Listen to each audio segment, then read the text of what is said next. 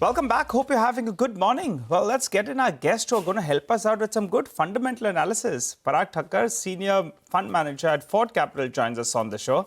And joining in is Probal Sen, Energy Analyst at ICICI Securities. Good morning, gentlemen, and thanks a lot for joining in. Probal, let me come across to you first. The ministers are making a solid pitch that value needs to be unlocked in these OMCs. Do you buy into that argument? To be fair, things actually have started looking up for them. Crude oil prices have stayed at lower levels. The problem is we have a couple of big elections that are coming up as well. Give and take everything. Do you buy into that pitch? I think first I must mention it's probably for the first time that we are seeing an initiative and this awareness among the government and the ministry to actually look deeply into what are the concerns that the street has with respect to PSEs.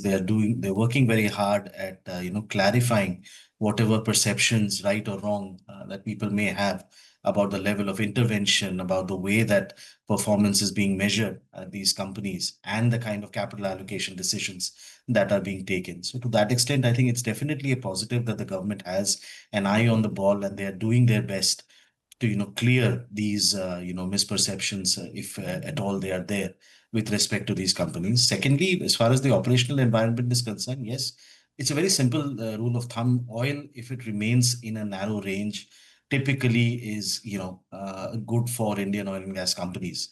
Particularly the OMCs. It ensures that margins are not very volatile, and it also ensures that pricing power remains intact, particularly on the retail front.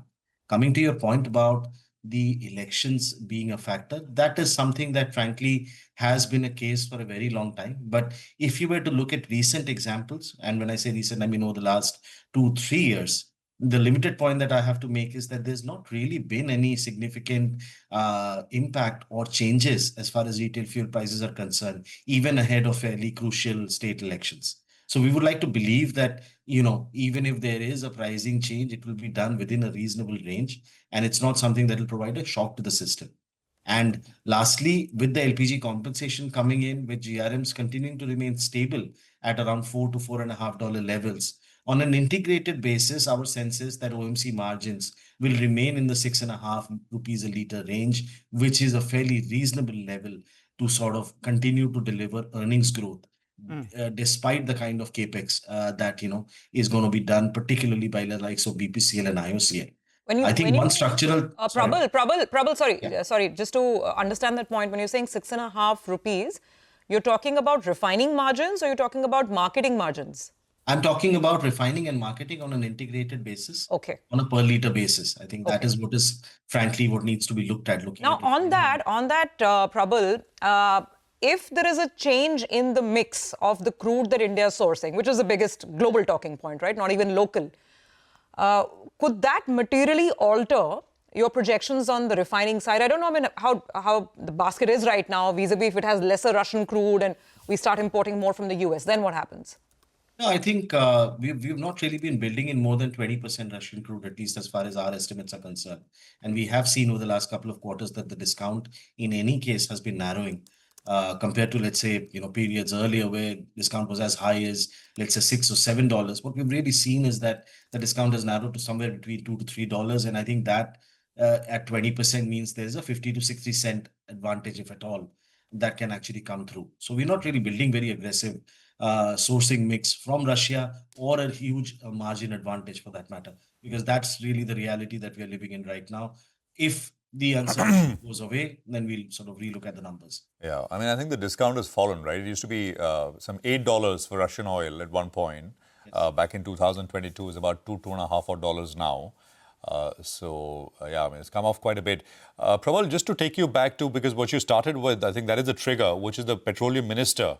I mean, the broad thrust is what we got to follow here, which is that the government wants these companies to trade at better valuations. I'm sure you attended that meeting as well, Probal, right? Yeah. So in terms of diluting some stake in these companies, did you get a sense that perhaps that is on the anvil? Not selling anything, but, bringing in more outside investors? No, I think the thought process has changed on that. In any case, in a lot of these companies, the government shareholding is really close to what the minimum permissible limit is, number one. Number two, I think the approach that seems to be now being followed is unlocking of value in valuable subsidiaries rather than basically letting go of the family silver, for lack of a better word.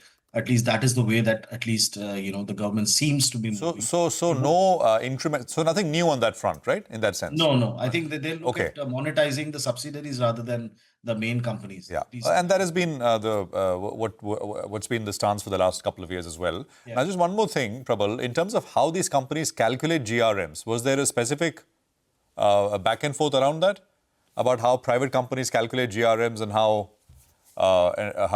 these they do it, and from maybe there is going to be these PSU OMCs also perhaps move to that way from the next quarter, and that provides a lift, just the way that it's calculated. Not really. I don't think that there's going to be any change in terms of reporting. I think the OMCs are very clear that whatever impact of inventory is there, they would probably want to disclose the impact of under recoveries and inventory, in a much more detailed manner. If they can probably do it, I think that demand was there and it was heard by the ministry. I don't know if it's going to happen, but I don't think the reporting standards are going to change now. All right, Probal, let's get straight to the stocks. Top 3 buys. In the PSU space, our pecking order remains HPCL, BPCL, and IOCL in that order. And as far as upstream is concerned, we continue to like oil. And as far as gas space is concerned, I think GAIL probably still offers value if the tariff order sort of comes through and is anywhere close to what the street is building in. And in the CGD space, we continue to like MGL and IGL in that order. Okay, all right, got that.